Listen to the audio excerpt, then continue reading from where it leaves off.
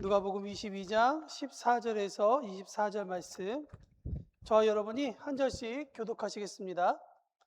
때가 이르매 예수께서 사도들과 함께 앉으사 이르시되 내가 고난을 받기 전에 너희와 함께 이 유월절 먹기를 원하노라.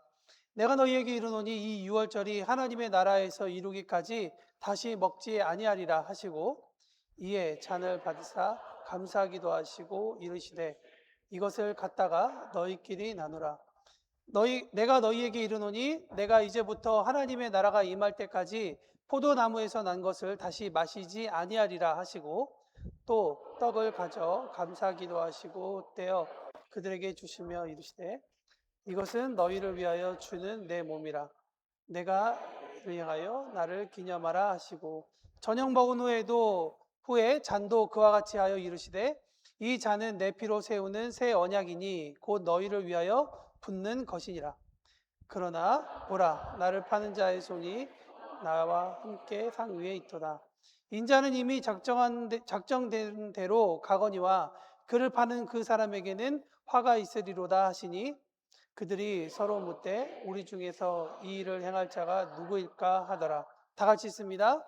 또 그들 사이에 그중 누가 크냐 하는 다툼이. 아멘.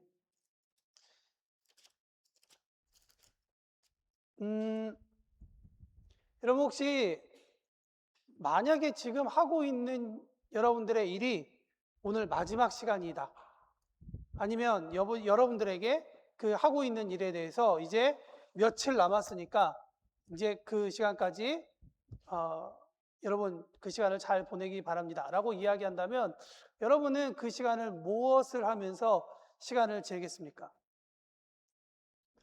저는 1년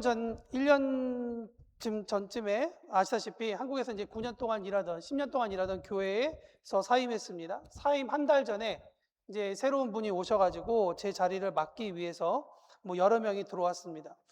한 달 동안 제가 뭐 했겠습니까? 이제 한 달 후에 나는 이제 그만두니까 룰루랄라 교회 주일 4번만 참석하면 나는 간다, 안녕, 이렇겠습니까? 그러지 못했죠. 한 달 동안 출근하고 또 있는 동안 계속 새로운 간사님 그리고 새로운 분들한테 계속 교회 일에 대해서 가르쳤습니다. 출근해서 점심 먹을 때까지 이런 일, 그리고 점심 먹고 나서 퇴근 시간까지 이런 일 계속 설명했습니다. 단순히 무슨 물건이 어디에 있다가 아니라 이렇게 되기까지 이유를 계속 그 사람이 이해할 수 있도록 설명해 줍니다. 결국에 저는 그 자리에서 빠져나오지만 교회는 계속 교회의 역할과 사명을 감당해야 했기 때문에 그 일이 계속 지속되도록 그 일을 잘 가르치고 또 그것에 대해서, 궁금증에 대해서 계속 답하는 일들이 이어졌던 것이죠. 여러분, 마지막이라고 하면 어떤 사람마다 조금 다른 결정과 다른 행동을 보이겠지만, 대부분의 사람은 일을 하던 사람이라면 대부분 다 자기가 하던 일에 대해서 인수인계라는 것을 할 것입니다. 오늘 이 6월절은 사실 우리가 그냥 6월절의 어떠한 사건으로 볼 수도 있지만, 그러나 이 6월절은 다른 6월절과 조금은 다른 것은 무엇이냐면, 예수님께서 십자가에 달려 돌아가시기 바로 마지막 6월절입니다. 그러니까 이게 교회적으로는 어떤 의미가 되어 있느냐, 이 6월절은 이제 예수님께서 죽고 나시면 이 6월절의 의미가 완전히 교회적으로는 달라지는 그런 모습을 갖게 된다는 것이죠. 그러니까 예수님은 제자들과 함께 보내는 마지막 6월절 만찬이었기 때문에 이것을 보통 만찬으로서 지나가는 것이 아니라 오늘만큼은 이 6월절이 무엇인지에 대해서 제자들에게 중요한 것을 가르치셔야만 했습니다. 그러니까 우리가 생각할 때에는 당연히 제자들이 가지고 있는 6월절의 이해와 또 당시 예수님께서 가지고 계셨던 이 6월절에 대한 이해가 다를 수밖에 없었다는 거예요. 어떻게 보면 본문은 아까 말씀드린 것처럼 제자들에게 있어서 예수님께서 십자가를 지시기 전에 지키는 마지막 6월절입니다. 십자가에서 예수님이 돌아가시고 난 다음에 온 인류의 죄를 지시고 제물이 되시는 그러한 예수님이 그런 십자가의 사건을 만나기 때문에 예수님께서 이 유월절의 참된 의미를 설명하셔야 다음부터 예수님의 그 십자가에 대한 해석이 제자들 가운데 일어나게 되고 그 십자가의 의미가 계속 교회에 전달되는 것입니다. 그래서 예수님께서 십자가에서 달려 돌아가시고 난 다음에 교회는 이 유월절을 이전에는 출애굽을 기억하고 이 유월절에서 우리를 살리신 하나님께 감사하는 그런 절기였다면 이제는 예수님이 십자가에 달려 돌아가시고 난 다음에는 예수님께서는 온 인류의 죄를 대신 지시는 모든 사람에게 구원의 길이 열리는 그러한 제사가 되는 그것을 기념하고 찬양하게 되는 그런 사건으로 바뀌게 된다는 것입니다. 그런데 아직 제자들은 그 유월절의 진정한 의미를 이해하지 못한 상태였습니다. 그러니 예수님께서 제자들에게 이 유월절 만찬을 준비하면서 이 유월절 함께 보내자. 그리고 이 유월절 이렇게 준비해라라고 주님께서 말씀하신 것입니다. 여러분, 예수님께서 제자들과 함께 보내었던 당시의 유월절 만찬은 어린 양과 무교병 그리고 쓴 나무 그리고 포도주와 함께 준비된 식탁 가운데 모여서 함께 가장이 축도하고 그리고 여러 가지 일들을 통해서 순서가 지나가고 그 다음에 특별히 과거에 하나님의 은혜로우신 출애굽의 구원을 기억하는 자리가 유월절의 내용이었습니다. 무엇보다 이 유대인 가정들이 이 유월절을 보일 때에는 미래의 메시아가 우리를 구원해 줄 거라고 생각하는 것을 기대하고 소망하면서 마지막에 축배를 들고 마치는 것이 이 유대인들이 보내었던 유월절의 모습이었습니다. 그러니 제자들이 이 십자가에 달려 돌아가시기 전에 예수님과 갖는 이 만찬도 그들에게는 마지막이란 것도 잘 몰랐을 뿐더러 그들이 생각하고 있었던 유월절의 의미는 그런 의미가 되었을 것입니다. 여러분 생각해 보십시오. 식탁이 준비되어 있고 그 식탁 가운데 제자들이 식탁에 참여하기 위해서 빵을 뜯기 위해서 단단한 누룩이 담기지 않는 빵을 뜯습니다.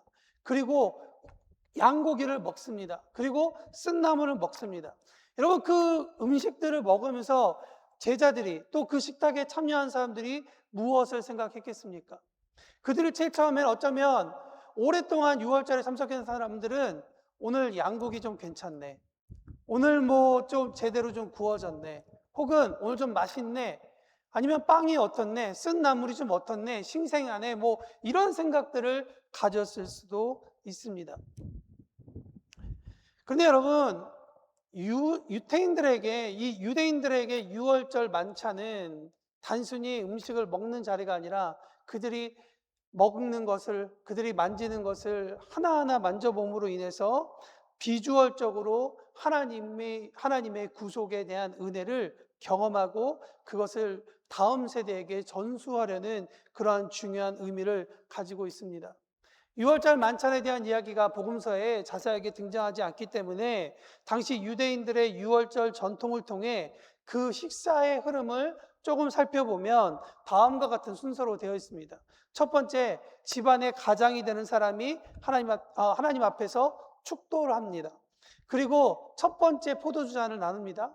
그리고 난 다음에 음식을 진열합니다. 아까 말씀드린 무교병과 누룩이 섞이지 않은 빵과 그 다음에 쓴 나물, 푸른 채소들, 찐 과일과 어린 양 고기를 준비합니다.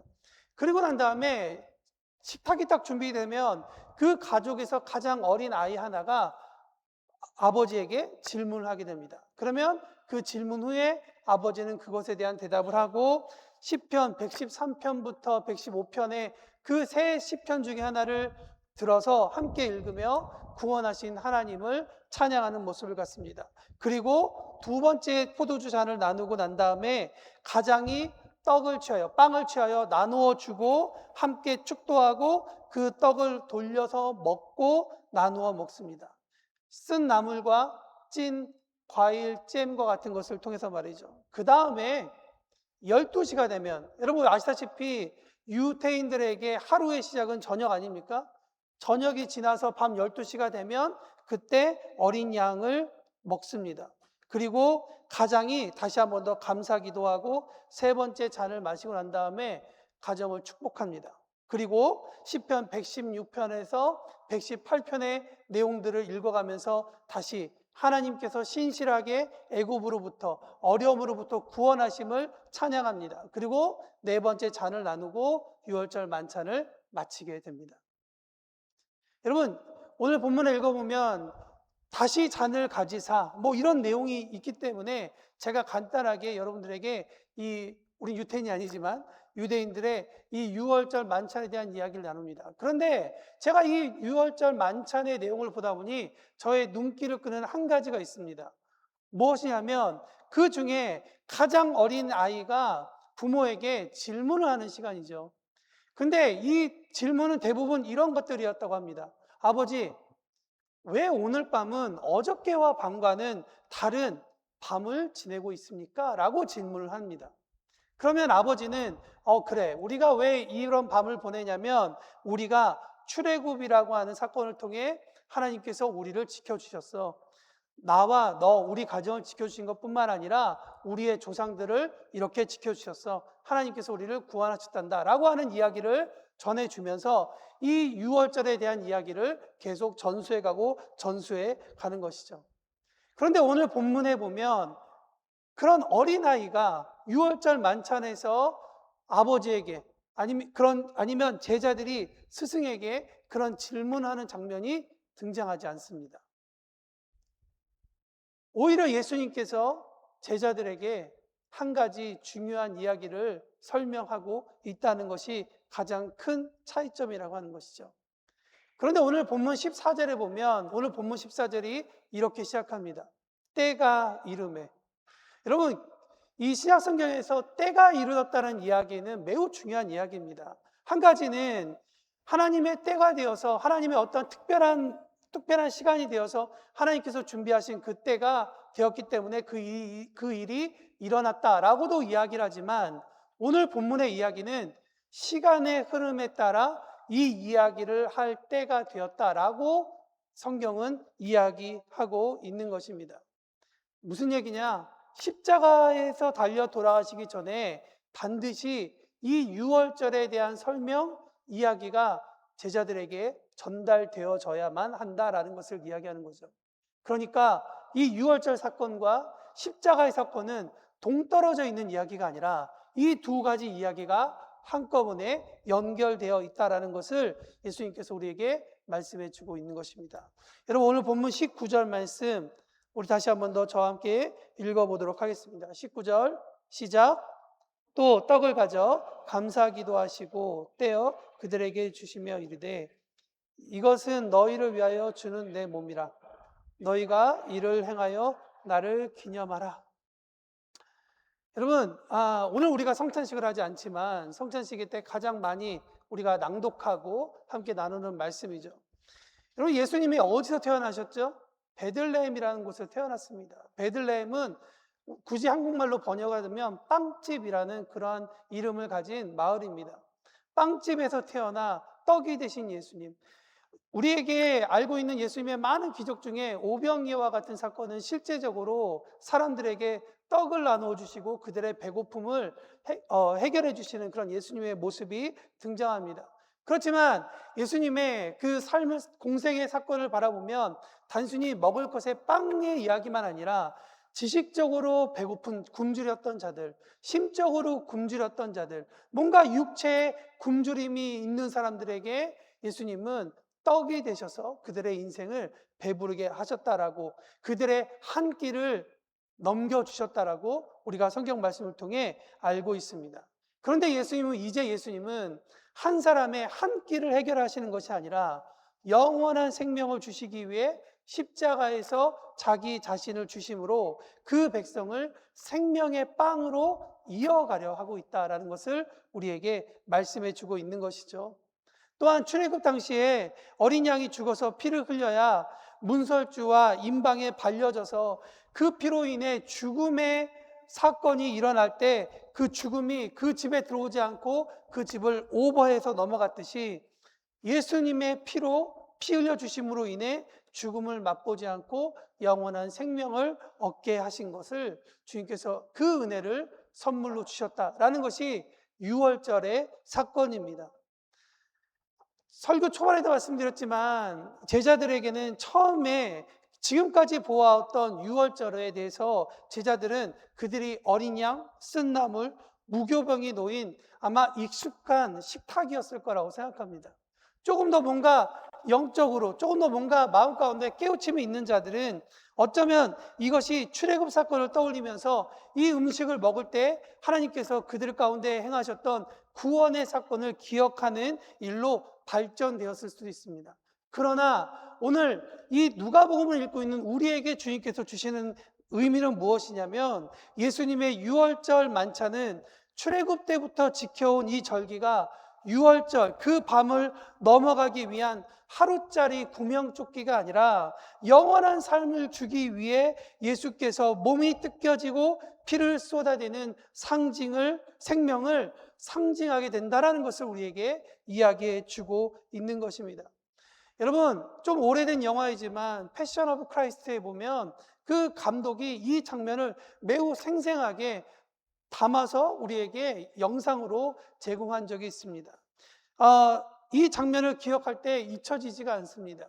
예수님께서 십자가에 못 박혀서 이제 십자가가 들려 올라갈 때, 물론 감독의 상상으로 만들어진 것이지만 예수님께서 제자들에게 이 빵을 나누어 주시기 전에 축사하시는, 빵을 들려주는 모습이 오버랩이 되기도 하고, 예수님께서 십자가 위에서 그 피를 흘리시는 그 핏방울 하나하나가 예수님께서 제자들에게 나누어진 그 포도주의 피에 담겨서 오버랩이 되어 우리를 위해서 죽으시는 그 모습, 그러한 모습들을 보면서 우리는 십자가에 대해서 한 번 더 생각해보는 이 하루가 되면 좋겠다라는 생각이 듭니다.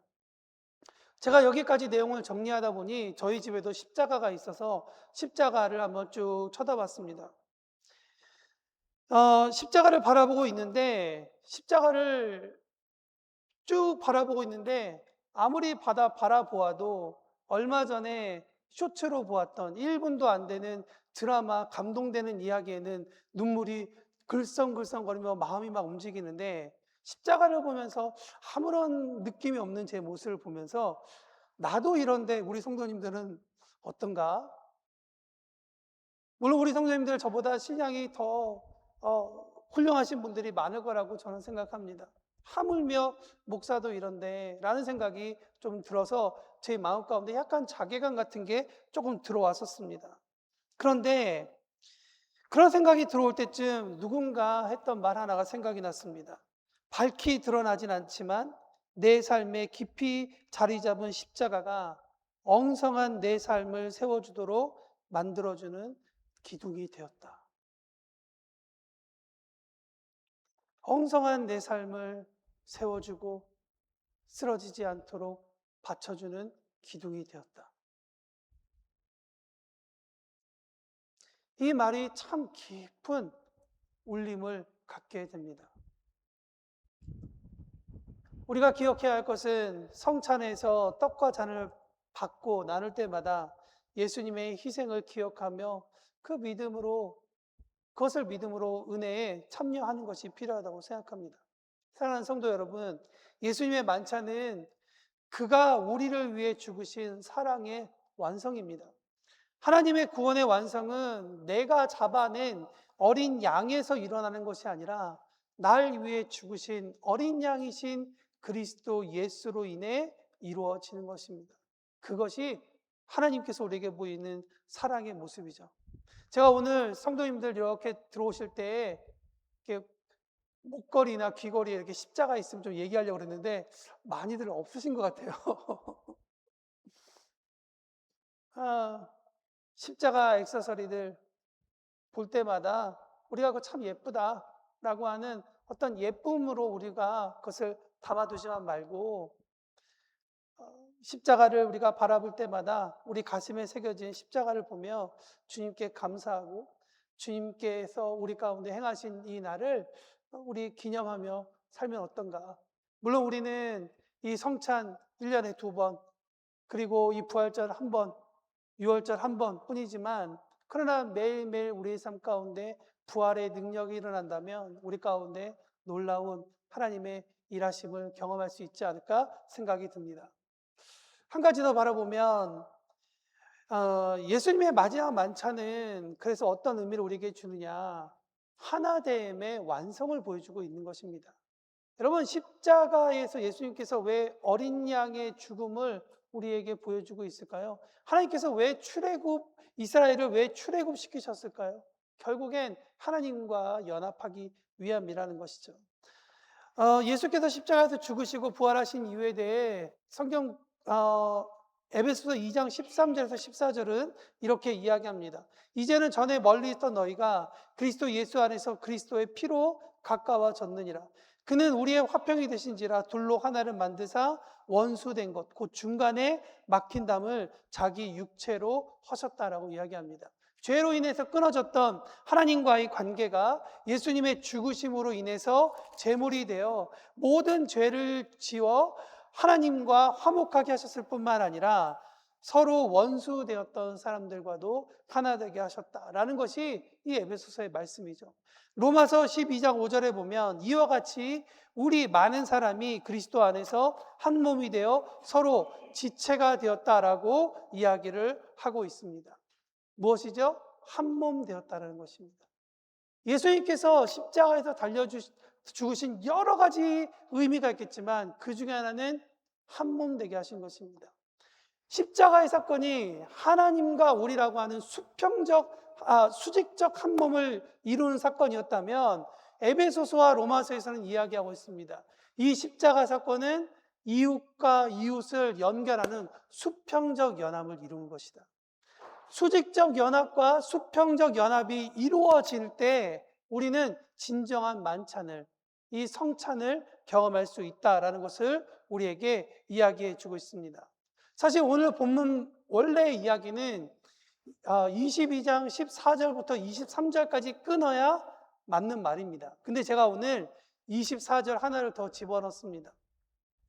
왜냐하면 24절부터 30몇 절까지의 말씀이 34절까지의 말씀을 설교하지 않고 그냥 지나가려고 하기 때문입니다. 그래서 그 부분에 중요한 내용 하나를 오늘 말씀과 함께 연결해서 이야기하고자 합니다. 24절 말씀 한번 읽어보겠습니다. 시작.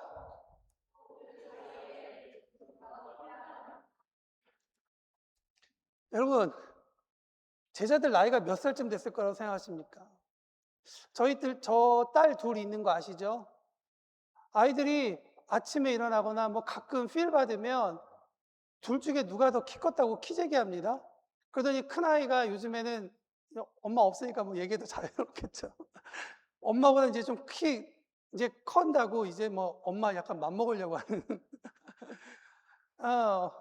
어린아이들이 누가 더 크냐라고 이야기하는 그런 모습을 보면서 우리가 아이고 참 귀엽다라고 이야기는 하지만 제자들이 생각하는 누가 크냐라고 하는 얘기는 조금 다른 이야기죠. 근데 여러분, 흥미롭게도 이 본문에 나와 있는 이 제자들 간의 다툼이 있었는데, 여러분 그 성경 말씀에 사복음서 빼고 성만찬에 대해서 이야기하고 있는 성경 구절 하나가 있습니다. 그게 어딘지 아십니까? 고린도전서 11장입니다. 고린도전서 사도 바울이 이야기하는, 우리가 성찬할 때 한참 많이 읽어내는 그런 구절입니다. 그 이야기, 성만찬 구절 바로 전에 어떤 이야기가 있느냐? 교회에서 다툼이 있었습니다. 어떤 다툼이 있었느냐? 고린도 교회가 함께 저녁에 만찬했습니다. 근데 우리하고 좀 다른 만찬이죠. 교인들이 모여서 함께 기도를 했기 때문에 그들이 어떤 사람은 일이 빨리 끝나서 빨리 교회에 와서 이제 먹을 준비를 하고, 어떤 사람은 일이 늦게 끝나서 이제 늦게 교회에 와서 밥 먹는 시간을 갖습니다. 저녁 식사이니까 사람들이 얼마나 배고팠겠습니까?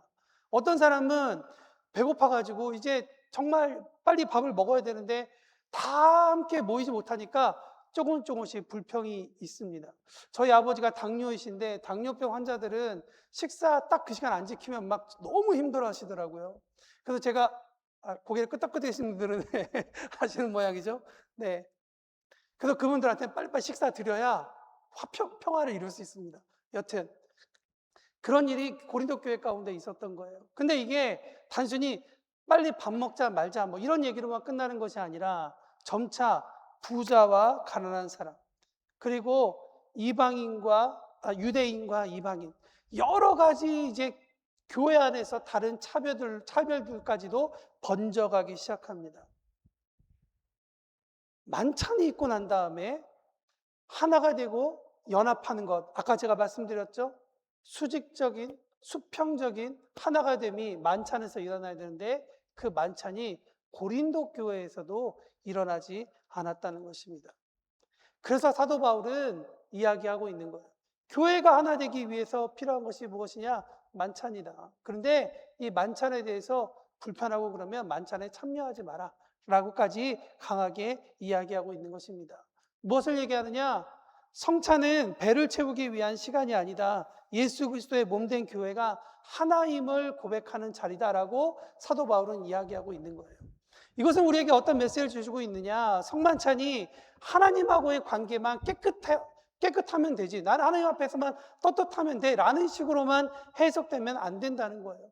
한 몸인 교회 안에도 성도들과 성도의 관계 가운데에도 하나님과 내가 하나이듯이 성도와 성도 가운데에서도 우리가 하나가 됨이 필요하다는 것을 이야기하고 있는 거예요. 여러분, 하나님과 내가 하나가 되기 위해 필요한 것이 무엇이었습니까? 지금 유월절 식탁 가운데에서 주님께서 말씀하시는 것은 예수 그리스도라고 하는 예수님의 죽으심과 희생이 필요하다라는 것을 이야기해 주고 있는 것이죠. 그러면 성도들 간에 하나가 되기 위해서 필요한 것은 무엇이겠습니까? 성도들 간에 하나됨에 있어서도 나의 희생과 사랑이 필요하다라는 얘기가 아닙니다. 나의 사랑과 나의 희생은 한계가 있습니다. 잘해주는 것도 끝이 있죠. 참는 것도 끝이 있습니다. 언젠간 폭발합니다. 여러분, 큰 댐이 어느 정도 물 수위가 차면 문을 열어서 댐이 부서지지 않도록 물을 방출해야 됩니다. 그런데 물 방출하지 않고 계속 물을 담아두면 어떻게 됩니까? 결국 큰 댐은 무너지게 됩니다. 여러분, 무너지는 게 문제가 아니라 댐 아래에 있는 마을들이 그로 인해서 엄청난 피해를 겪게 된다는 것이죠. 우리의 희생과 우리의 사랑으로는 하나가 될 수 없다라고 주님께서 말씀하고 있는 거예요. 오히려 우리에게 주님께서 말씀하고 계십니다. 하나님과 우리가 하나 되듯 예수님의 희생과 사랑이 있다면 교회와 교회, 공동체와 공동체, 사람과 사람 사이에 하나가 될 수 있는 것은 예수님의 희생과 사랑이라는 거예요. 다만 우리는 그분의 제자이기 때문에 주시는 감동에 아멘하고 순복할 뿐입니다. 함부로 우리가 예수님의 자리에 설 수 없다는 거예요. 그 누가 이 중에서 예수님의 사랑만큼 사랑을 갖고 있습니까? 누가 예수님의 희생만큼 희생을 가질 수 있겠습니까? 우리는 주님께서 말씀하시는 대로, 우리에게 감동 주신 대로 순복하는 것뿐입니다.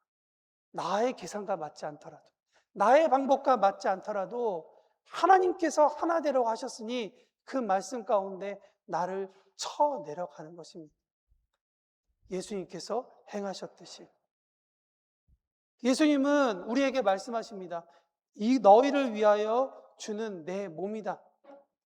그런데 이어지는 장면에서 제자들은 우리가 읽은 것처럼 누가 큽니까? 라고 싸우고 있다는 것이죠. 예수님은 자신을 내어주셨지만 제자들은 자신들이 높아지려는 것을 원했습니다.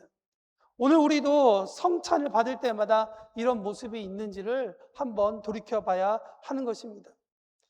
만찬 때 미리 와서 시장한 사람은 기다림이라고 하는 귀함이 있지만, 여러분, 짜증나면 차라리 집에서 많이 먹고 오면 다툼도 일어나지 않는데 만찬의 의미를 조금 더 생각해야 되지 않겠냐. 저의 얘기가 아니라 사도 바울의 이야기입니다. 하나님께 지혜를 구하면 하나님은 하나됨, 연합됨에 많은 지혜를 우리에게 주신다라는 것입니다. 사랑하는 성도 여러분, 말씀을 마칩니다. 저는 우리 교회가 하나님 사랑, 이웃 사랑을 머리로만 깨닫는 교회가 되지 않기를 바랍니다. 경험하는 교회가 되기를 원합니다. 누구나 우리 교회에 오면 하나님을 사랑한다는 사람은 좀 다르구나, 이런 거를 좀 팍팍 경험했으면 좋겠습니다.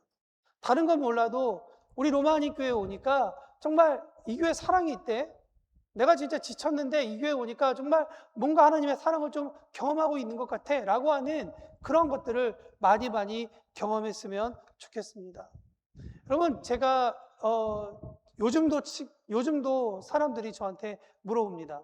한국에 있는 친구들이 로마 괜찮냐고, 그 교회 괜찮냐고. 그럼 저는 이야기합니다. 1초도 망설이지 않습니다. 나 너무 좋은데? 우리 교인들 되게 착해. 와서 한번 봐봐. 신기해. 나한테 너무 잘해주셔. 여러분, 제가 아내가 떠나고 난 다음에 제 인생 5kg 정도는 좀 빼야겠다 마음 먹었는데 전혀 빠지지 못하는 이 놀라운 기적을 보고 계시지 않습니까? 많은 사랑을 받죠. 저에게 주시는 사랑만큼이나 우리 교우들 가운데 그 사랑이 더 넘쳐나면 너무 좋겠다. 그리고 사랑이 필요해서 뭔가 교회를 찾아오는 사람에게 그 사랑을 좀 넉넉하게 이어주는 그런 교회가 되면 좋겠다라는 생각이 듭니다. 왜냐하면 하나님으로부터 우리가 받은 사랑, 하나님과 그 연합함의 그 귀함이 너무나도 넘치기 때문에 그런 거죠. 말씀을 마칩니다.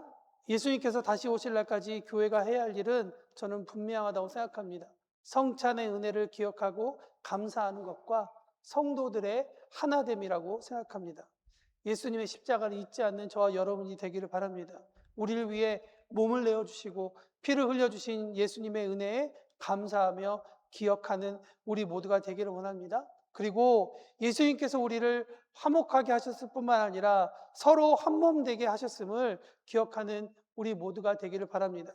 마지막 만찬 자리 후에 제자들은 그들 안에서 누가 크냐라고 다투었다는 것을 우리가 기억해야 할 필요가 있습니다. 우리도 똑같은 유혹 앞에 설 수 있습니다.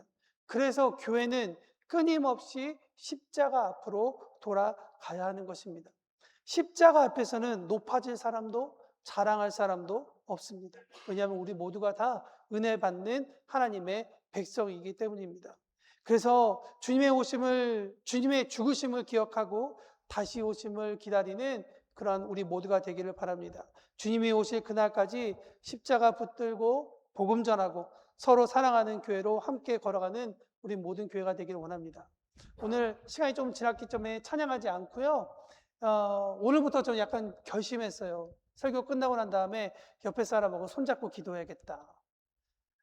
그리고 이 시간만큼 지난주까지는 우리의 삶을 하나님 앞에 결단하면서 기도하고 예배 마쳤지만 오늘부터는 옆에 있는 사람을 좀 중보 기도하면서 결단했으면 좋겠다. 그 기도가 우리 가운데 돌아오리라 믿습니다. 그러니 혼자 계신 분들은 또 가만히 계시면 또 혼자 이렇게 기도하신단 말이에요. 그러지 마시고 같이 이렇게 앞뒤로 앉으시고, 네, 그렇게 같이 옆에 있는 사람 한번 손 잡아보세요. 네, 손 잡으시고 옆에 있는 사람을 축복해 주세요. 축복해 주시면서 하나님, 우리 가운데 사랑이 다시 한번 더 그 6월절의 그 사랑을 기억할 수 있는 우리가 되게 하여 주십시오. 그리고 우리 가운데 정말 하나님의 그 사랑이, 하나님과 하나됨의 은혜가 정말 내가 지금 손잡고 있는 사람 가운데에도 우리가 하나가 될 수 있는 은혜 내려주십시오. 그렇게 기도해 주시면 좋을 것 같습니다. 혼자 계신 분들, 이용섭 지사님, 네네네네. 네. 이용섭 지사님, 그렇게 손잡으셨어요? 오케이. 네. 같이 손잡고 우리 기도했으면 좋겠습니다. 기도하면서 하나님, 우리에게 그런 은혜를 주십시오. 내가 지금 옆에 있는 사람을 위해서, 손잡은 사람을 위해서 주님 일하여 주십시오. 그런 마음으로 잠깐 기도하시겠습니다.